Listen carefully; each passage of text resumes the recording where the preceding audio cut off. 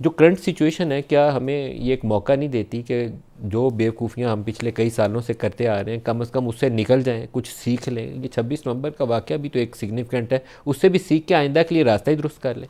سبق تو ہم کوئی نہیں سیکھ رہے ملک صاحب. جو بحران میرے خیال میں جس کی ابتدا 2014 سے شروع ہوتی ہے وہ ابھی تک مزید گہرا ہوتا جا رہا ہے.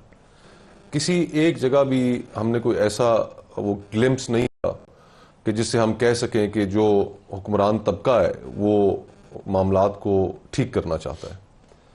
26 نومبر نے تو معاملات کو اور گمبھیر بنا دیا ہے.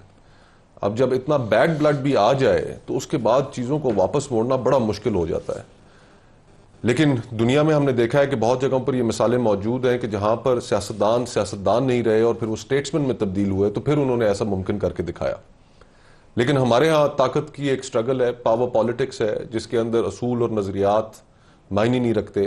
جو ساری کی ساری سیاست کی تگ و دو ہے وہ صرف اس لیے کہ ہم کسی نہ کسی طریقے سے حکمرانی میں آ جائیں. حکومت میں نے جو ہوتا ہے باقی ہوتا ہے, جو ہوتا does not ہے matter. ہو جائے, نہ کوئی اصول ہے نہ کوئی نظریہ ہے, بس اقتدار میں ہر صورت پہنچنا ہے.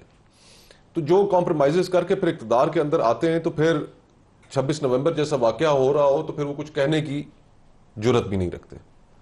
بہت سے پچھلے سال ڈیڑھ سال کے اندر موقع آئے کہ جہاں پر کوئی آلو برانچ بڑھا کر یا ایک قدم پیچھے ہٹ کر معاملات کو ٹھیک کیا جا سکتا تھا. فار ایگزامپل چلیں 8 فروری کو جو الیکشن ہوا سو ہوا, اس میں آپ نے مینڈیٹ چوری کیا کر لیا, لیکن اس کے بعد پھر فل کورٹ نے, سپریم کورٹ نے ایک فیصلہ دیا کہ ریزرو سیٹس ان کا حق ہے وہ ان کو دیں, وہ بھی نہیں دی. پھر خیبر پختونخوا کے اندر سینٹ کے الیکشنز نہیں ہونے دیے, جان بوجھ کر نہیں ہونے دیے کہ جو 26ویں آئینی ترمیم ہم نے کرانی ہے اس کے لیے ہمارے راستے میں کوئی رکاوٹ نہ کھڑی ہو. تو دائروں کا ایک سفر ہے وہ اس طرح جاری ہے کہ جس میں سارا کا سارا نقصان پاکستان اٹھا رہا ہے.